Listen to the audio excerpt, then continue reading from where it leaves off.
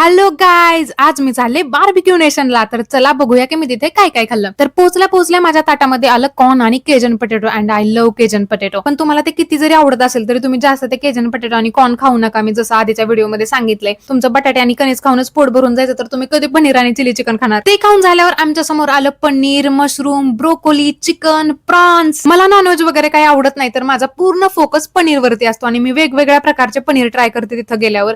आणि मी मलाई पनीर सुद्धा ऑर्डर केलं होतं, तेही खाल्लं. आणि त्याच्यानंतर अननस असं कॉर्नर मध्ये रडत होतं की मला खा म्हणून मी थोडंसं अननस पण खाल्लं. ऑर्डर खाऊन मी गेले नॉनव्हेजच्या बफेकडे की काय काय आहे नॉनव्हेज मध्ये म्हणून. तर तिथे होतं चिकन दम बिर्याणी, नॉनव्हेजच्या वेगवेगळ्या प्रकारच्या curries, chicken curry, mutton curry, chicken soup आणि 2 प्रकारचे पापड होते. आणि व्हेज बफे मध्ये होता veg dum biryani, dal makhani, mix veg, paneer, white sauce pasta आणि अजून पण काहीतरी करी होती जी मला समजली नाही, व्हाईट राईस, नूडल्स आणि सॅलड मध्ये सुद्धा खूप सारे प्रकार होते. पण एवढे हजार रुपये द्यायचे आणि सॅलडच खाल्लं तर मग बाकीचे आयटम्स कोण खायचं ना. मला समजत नाही की बार्बिक्यू नेशन मध्ये सॅलड्स कोण ठेवतं. आणि काही काही लोक असतात पण जे सॅलड्स खातात बार्बिक्यू नेशन मध्ये येऊन. बार्बिक्यू नेशन मध्ये येऊन वॉटरमेलन खातात, काकडी खातात, गाजर खातात. याच्यासाठी ते ₹1000 का देतात, आय रिअली डोंट अंडरस्टँड. नंतर मेन कोर्स मध्ये मी घेतलं veg dum biryani, white sauce pasta, पापड आणि दाल मखनी, कारण नेहमी मी पनीरच खाते आणि मी पनीरला जाम कंटाळले आता. नंतर मी गेले डेझर्टच्या बफेकडे जिथे होतं गुलाबजामुन, बालुशाही, पायजम म्हणजे खीर आणि वेगवेगळ्या प्रकारचे केक्स, वेगवेगळ्या प्रकारचे डेझर्ट्स. पण मला जास्त डेझर्ट मध्ये गुलाबजामुन, बालुशाही आणि हलवा आवडतो, जो एवढा भारी लागतो. गुलाबजामुन तर मी